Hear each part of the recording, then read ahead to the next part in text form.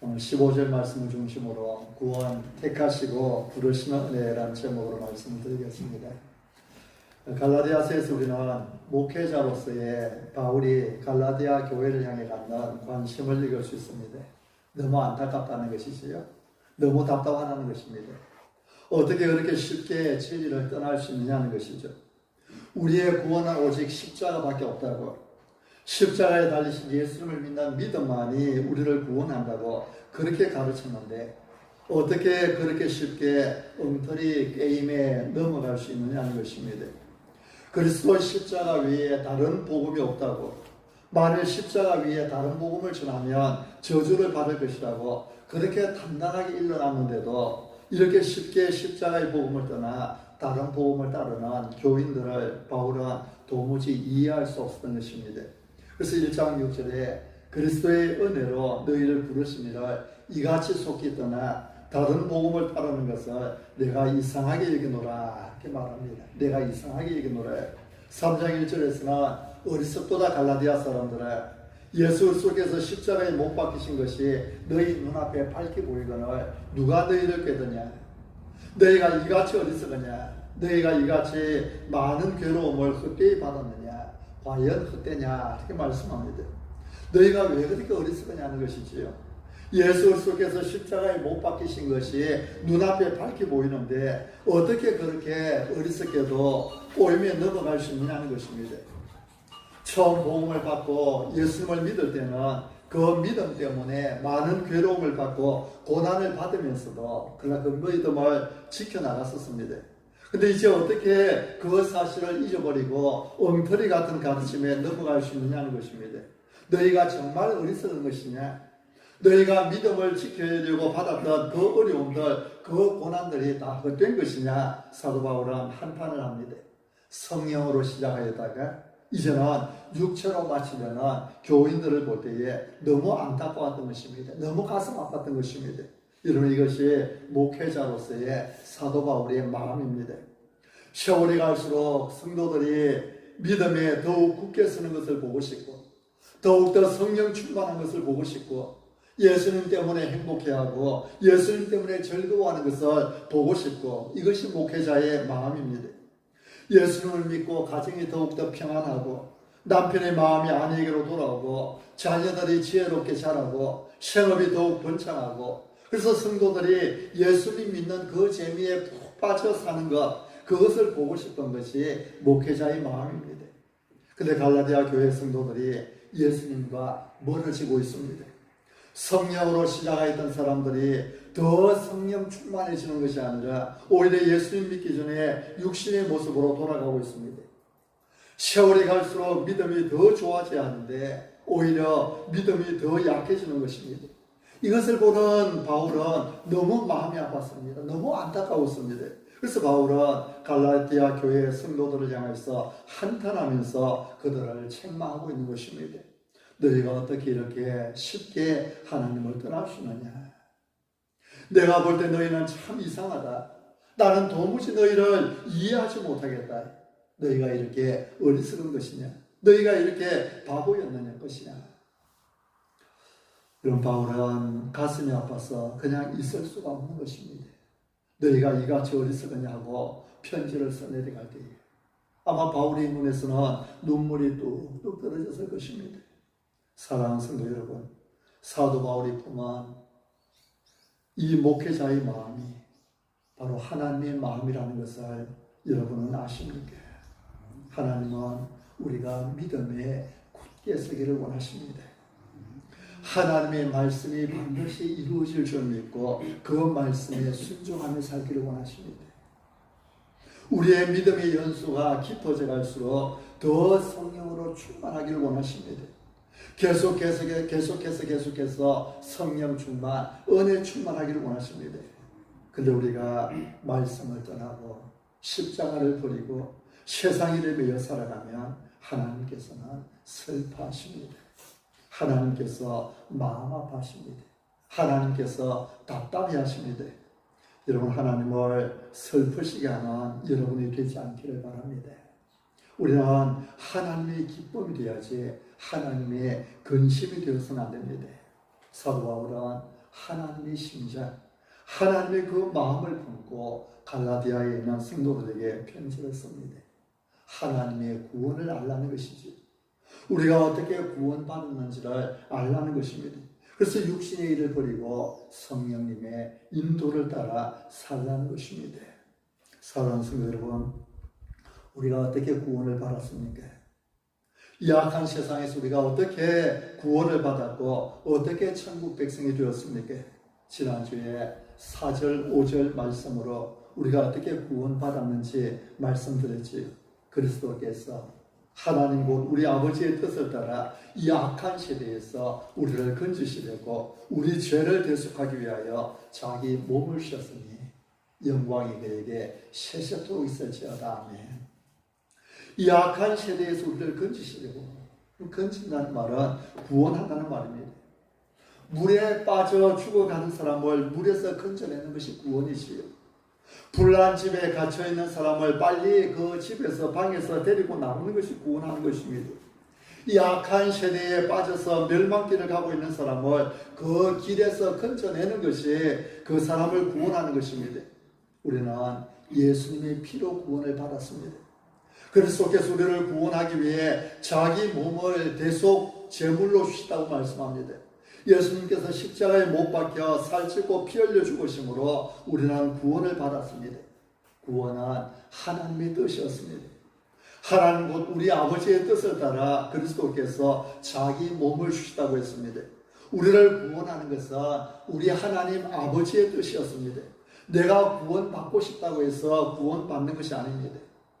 여러분, 물에 빠져 죽어가는 사람을 생각해 보십시오. 아무리 살고 싶어도 누가 구해주는 사람, 건져주는 사람이 없으면 빠져 죽는 것입니다. 내가 아무리 구원받고 싶어도 내 힘으로 구원받을 수 없습니다. 내 능력으로는 안 됩니다. 내 지혜로는 안 됩니다. 근데 하나님께서 우리를 구원하기를 원하셨습니다. 예수님께서 왜 자기 몸을 죽는데 내어주셨습니까?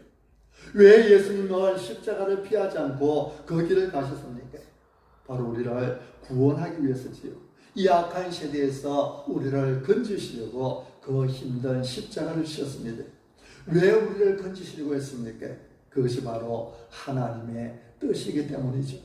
예수님께서 하나님 곧 우리 아버지의 뜻을 따라 이 악한 세대에서 우리를 건지시려고 자기 몸을 주셨다는 것입니다. 우리는 하나님 아버지의 뜻을 따라 구원을 받았습니다. 우리 죄를 대속하기 위하여 자기 몸을 드린 예수 그리스도의 십자가 은혜로 구원을 받았습니다. 오늘은 우리의 구원이 언제 어떻게 시작되었는지를 말씀을 통해 함께 살펴보겠습니다. 우리는 구원받았습니다. 예수님의 십자가 보혈의 은혜로 구원받았습니다.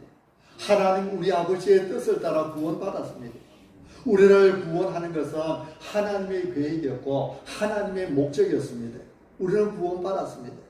15절에 그러나 내 어머니의 태로부터 나를 택정하시고 그의 은혜로 나를 부르시니가, 그러나로 시작하고 있습니다. 그러나 바울은 구원받을 수 없는 사람이었습니다.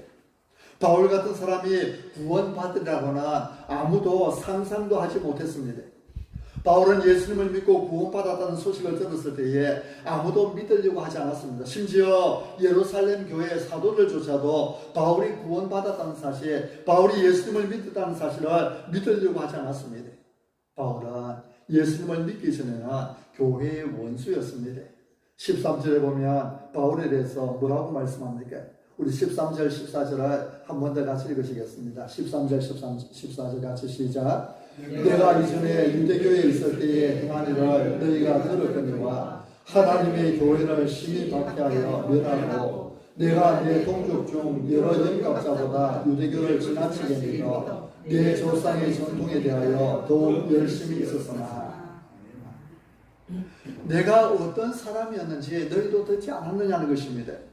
바울은 지금 나는 유대교를 지나치게 열심히 믿었던 사람이다. 그래서 하나님의 교회를 심히 박해하고 또 멸하려고 했던 사람이다. 이렇게 말하고 있습니다.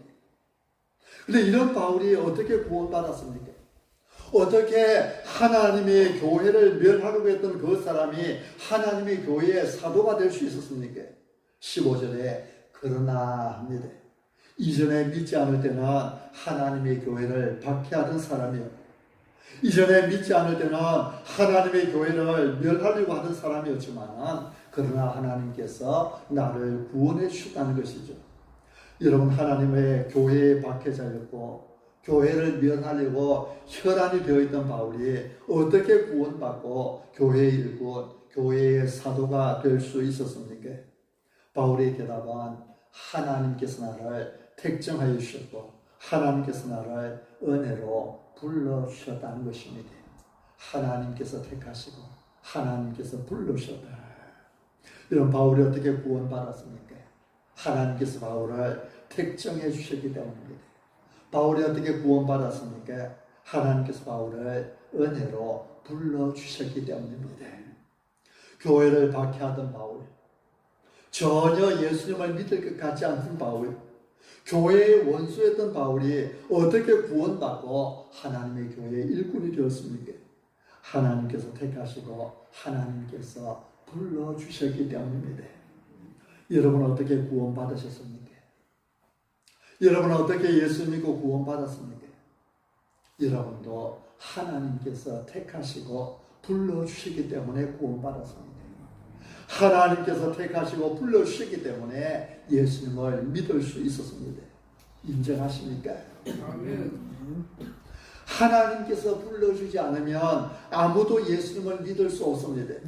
하나님께서 불러주지 않으면 아무도 구원받을 수 없습니다. 여러분 중에 혹시 목사님 무슨 소리 하십니까? 나는 나 혼자 교회 나왔는데 하시는 분이 있습니까? 내가 예수님을 믿어 주었다고 생각하시는 분이 계십니까? 나는 절에 나갈 수도 있었고 무당을 찾을 수도 있었지만은 그러나 내가 예수 믿고 교회 다니기로 선택했다고 하시는 분이 있습니까? 내가 교회로 나와 주었고 내가 예수님을 믿어 주었다고 하시는 분이 있습니까? 저도 처음에는 그렇게 생각했습니다. 저는 아무의 전도도 받지 않고 교회에 나갔습니다. 내가 스스로 찾아서 나갔습니다. 그래서 내가 믿어준다고 생각했습니다. 그러나 하나님의 진리를 깨달으면 깨달을수록 내가 믿어주는 것이 아니라는 사실을 알게 되었습니다. 내가 교회로 나가준 것이 아니라 하나님께서 나를 불러주신 것이었습니다. 예수님은 아버지께서 내게 오지 아니하시면 아무도 내게 올 수 없다고 말씀하십니다. 하나님 아버지께서 부르지 않으시면 아무도 예수님께로 올 수 없다는 것입니다. 내가 나와준 것 같고 내가 믿어준 것 같지만 사실은 하나님께서 우리 마음을 감동시키시고 우리를 부르셔서 예수님을 믿었다는 것입니다. 그 다음 여러분, 하나님은 누구를 불러서 구원하십니까? 택하신 사람들을 부르십니다. 택하신 사람들을 불러서 구원받게 하십니다.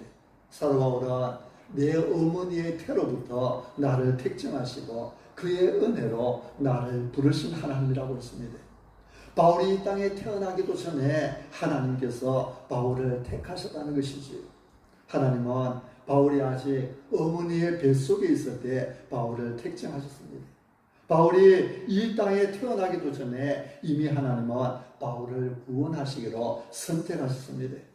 바울이 무슨 선을 행하기도 전에 무슨 착한 일들을 행하기도 전에 이미 하나님은 바울을 구원하시기로 선택하신 것입니다.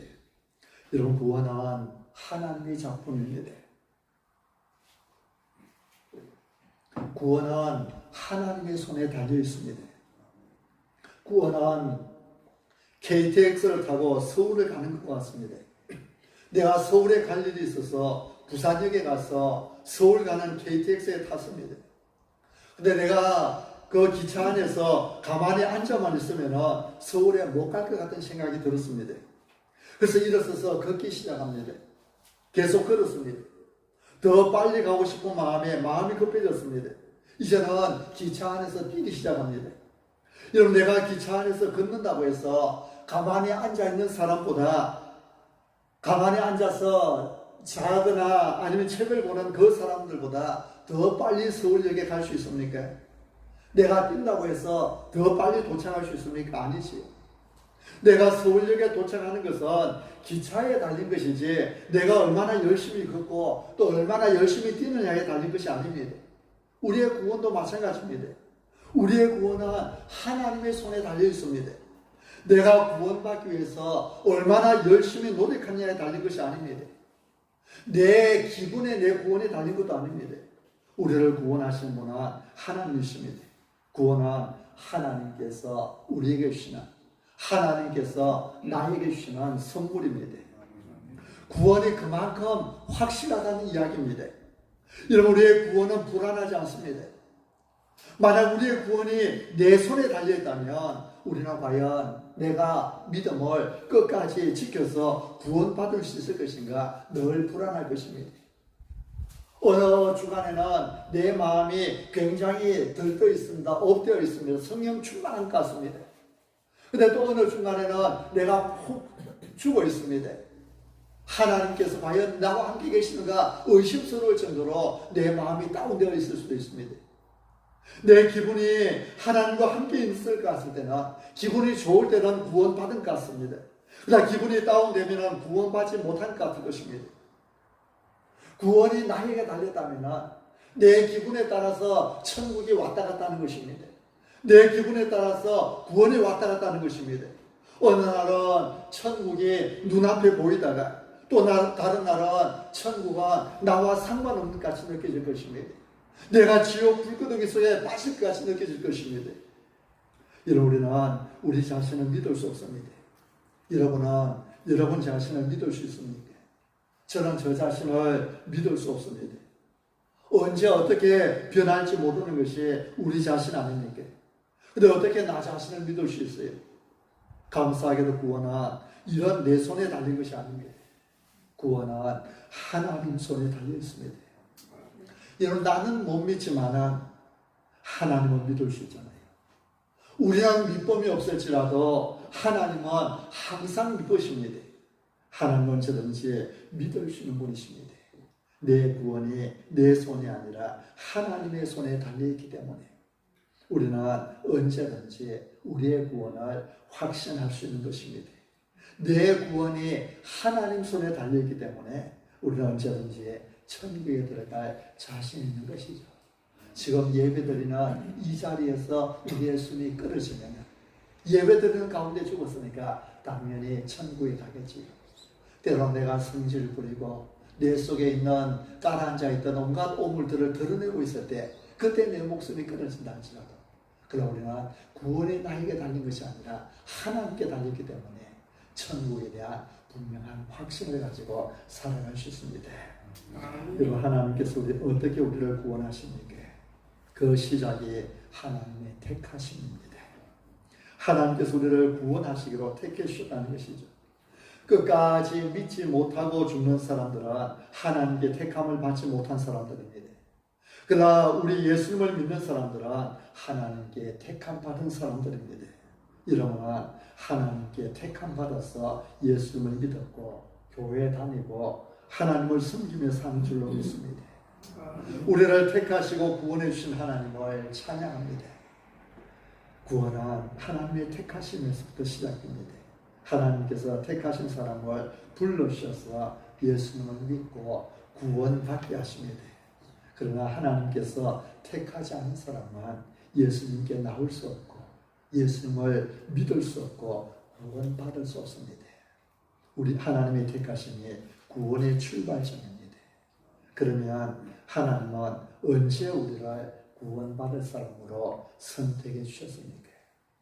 우리가 지금 예수님을 믿고 교회 나와서 하나님을 예배드리고 세상에 나가서도 예수 그리스도 이름으로 살아가고 있는데 이렇게 구원받은 우리 하나님께서 언제 우리를 구원받을 사람으로 선택해 주셨습니까? 오늘 본문에 바울의 고백이지요. 내 어머니의 태로부터 나를 택정하시고. 여러분, 하나님께서 언제 바울을 택하셨다고 하십니까? 어머니의 태로부터. 어머니의 태로부터. 다시 말해 바울이 태어나기 전에 이미 하나님께서 바울을 택하셨다는 말씀입니다. 하나님께서 바울을 구원받을 사람으로 선택해 주셨는데요. 바울이 자라는 모습을 보고 선택한 것이 아닙니다. 바울이 자라는 모습을 가만히 보니까 요놈 싹이 보입니다. 그래서 이 녀석 선택해 놓으면 앞으로 크게 써먹을 수 있겠다. 그래서 선택한 것이 아닙니다. 바울이 하는 행동 보고 선택한 것도 아닙니다. 행동 보고 선택했다면 바울 같은 사람이 어떻게 선택을 받겠어요? 그는 교회를 박해하던 회방꾼입니다.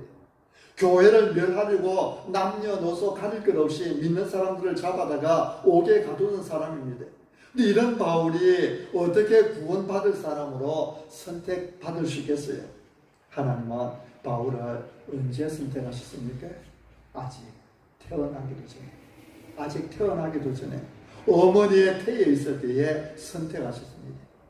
바울이 무슨 착한 일을 하기도 전에 구원받을 만한 아무 일도 하기 전에 이미 하나님은 바울을 구원하시기로 선택해 놓으셨습니다. 하나님께서 선택해 놓으셨기에 그렇게도 못되게 행동했던 바울도 결국은 회개하고 예수님을 믿게 된 것입니다. 그렇게 열심을 품고 교회를 박해하고 교회를 핍박하던 바울도 하나님께서 선택해 놓았기에 결국에는 예수님을 믿게 되는 것입니다. 예레미야서 1장 5절에서는 하나님께서 어린 예레미야를 향해서 말씀하십니다. 내가 너를 모태에 짓기 전에 너를 알았고 네가 배에서 나오기 전에 너를 선별하였고 너를 여러 나라의 선지자로 세워놓으며.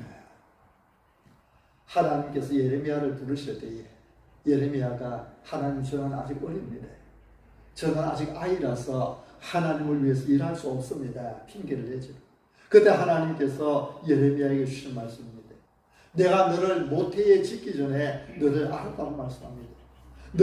네가 배에서 나오기 전에 엄마의 배에서 나오기 전에 너를 선별하였다. 거룩하게 구별하였다고 말씀합니다. 그리고 너를 여러 나라의 선지자로 세웠다고 말씀합니다. 하나님께서 예레미야를 향하신 일들을 네 가지 동사로 말씀합니다. 내가 너를 지었다. 내가 너를 알았다. 내가 너를 선별하였다. 내가 너를 세웠다. 그 모든 것이 모태에 짓기 전에, 모태에 생기기도 전에 이루어졌다는 것이죠. 바울은 어머니의 태에서부터 택정함을 입었다고 고백하는데 예레미야에게 주신 말씀에는 어머니의 태에 짓기 전에, 임신도 하기 전에, 배에 생기기도 전에 이미 하나님께서 알았다고 말씀합니다. 예레미야가 어머니 뱃속에 생기기도 전에 이미 하나님은 예레미야를 거룩하게 선택하시고 거룩하게 구별하셨고 선지자로 세우셨다는 것입니다. 에베소서 1장에서는 뭐라고 말씀합니까? 1장 4절에 고 창세전에 그리스도 안에서 우리를 택하사 우리로 사랑 안에서 그 앞에 거룩하고 흠이 없게 하시려고 그 기쁘신 뜻대로 우리를 예정하사 예수 그리스도로 말미암아 자기의 아들들이 되게 하시더니. 하나님께서 언제 우리를 택하셨다고 말씀합니까? 그 창세전에 그리스도 안에서 우리를 택하사 창세전에 택하셨습니다. 그리스도 안에서 우리를 택하셨다는 말씀은 예수 그리스도를 믿도록, 그래서 예수 그리스도로 말미암아 하나님의 아들들이 되도록 우리를 선택하셨다는 것입니다. 하나님은 창세전에 우리를 택하셨습니다. 세상을 창조하시기 전에, 세상이 만들어지기 전에 우리를 택하셨지. 저 하늘에 태양과 별과 달이 생기기도 전에 이미 우리를 예수님 믿고 구원받도록 선택하셨습니다. 하나님의 아들들이 되도록 우리를 택하셨습니다. 여러분, 이것이 우리를 향한 하나님의 구원 계획입니다. 하나님 아버지의 이 계획에 따라 예수님께서 이 땅에 오셨습니다. 만물의 창조주요 주인이신 예수님께서 이 땅에 오셔서 자기 몸을 십자가에 내어주셨습니다. 하나님의 뜻에 따라 자기 몸을 기꺼이 내주셨습니다. 예수님은 십자가를 안 지실 수도 있었습니다. 십자가를 피해 도망가실 수도 있었습니다. 로마 군사들이 자기 몸에 손가락 하나 되지 못하도록 하실 수도 있었습니다. 예수님께서 힘이 없어서 끌려가신 것 아닙니다. 능력이 없어서 그렇게 무기력하게 끌려가신 것이 아닙니다. 예수님은 창조주 하나님이십니다. 물위를 걸으시고 죽은 자도 살리시는 하나님이십니다. 얼마든지 예수님은 십자가를 피할 수도 있었습니다. 그러나 예수님은 그렇게 하지 않았습니다. 피하지 않고 묵묵히 그 길을 가셨습니다. 왜 그런지 아십니까? 십자가에 자기 몸을 내어주시는 것이 우리를 구원하시는 길이었기 때문입니다. 십자가 지고 우리를 구원하는 것이 하나님 아버지의 뜻이었기 때문입니다. 하나님의 뜻을 따라 우리를 구원하는 것이 또한 예수님께서 원하시는 일이었습니다. 그래서 예수님은 등 떠밀려서 억지로 어쩌다 보니 십자가를 지신 것이 아니라 자발적으로 십자가를 지셨습니다. 요한복음 10장에서 예수님은 이를 내게서 빼앗는 자가 있는 것이 아니라 내가 스스로 버리노라. 나는 버릴 권세도 있고 다시 얻을 권세도 있다고 말씀합니다. 목숨을 누군가 빼앗는 것이 아니라 스스로 버린다고 말씀하죠. 예수 우리를 구원하시기 위해 스스로 목숨을 버리셨습니다. 하나님 아버지의 뜻을 따라 스스로 목숨을 십자가에 내주었던 것입니다. 이런 예수님께서 요한복음 15장 13절에서는 말씀합니다. 사람이 친구를 위하여 자기 목숨을 버리면 이보다 더 큰 사랑이 없나니. 우리를 자기 목숨보다 더 사랑하신 예수님께서 우리를 구원하시기 위해서 자기 목숨을 버렸다는 것이지. 사랑하는 성도 여러분, 하나님은 창세 전부터 우리를 선택하셨습니다. 하나님의 아들들이 되도록 우리를 선택해 주셨습니다. 창세 전부터 하나님께서 우리를 사랑하셨다는 말씀입니다. 우리가 태어나기 전부터 이미 하나님은 우리를 사랑하고 계셨습니다. 우리가 어머니 뱃속에 지어지기도 전부터 이미 하나님은 우리를 하나님의 아들들이 되게 하시고 우리를 사랑하고 계셨습니다. 이렇게 창세 전부터 우리는 하나님의 사랑을 받았고 그 사랑받기 위해 이 땅에 태어났고 지금도 그 사랑을 받고 있는 우리를 향해서 에베소서 1장에서는 하늘에 속한 모든 신령한 복을 받은 우리라고 말씀합니다. 사랑하는 성도 여러분, 여러분은 하늘에 속한 모든 신령한 복을 받은 하나님의 아들들입니다. 하나님은 창세 전부터 여러분을 사랑하셨습니다. 그 사랑으로 예수님을 우리에게 보내주셨습니다. 그 사랑으로 성령님께서 우리 마음에 오셔서 우리 마음을 감동시키셨습니다. 예수님을 믿게 해주셨습니다. 그리고 그 사랑으로 오늘도 은혜 가운데 살게 해주셨습니다. 창세 전부터 우리를 택정하시고 은혜로 부르신 하나님께 영광을 돌리며 사는 여러분 되시기 바랍니다. 영광이 그에게 세세토록 있어지어다. 영광이 그에게 세세토록 있어지어다. 5절의 말씀 우리가 늘 외쳐야 될 말씀이지요.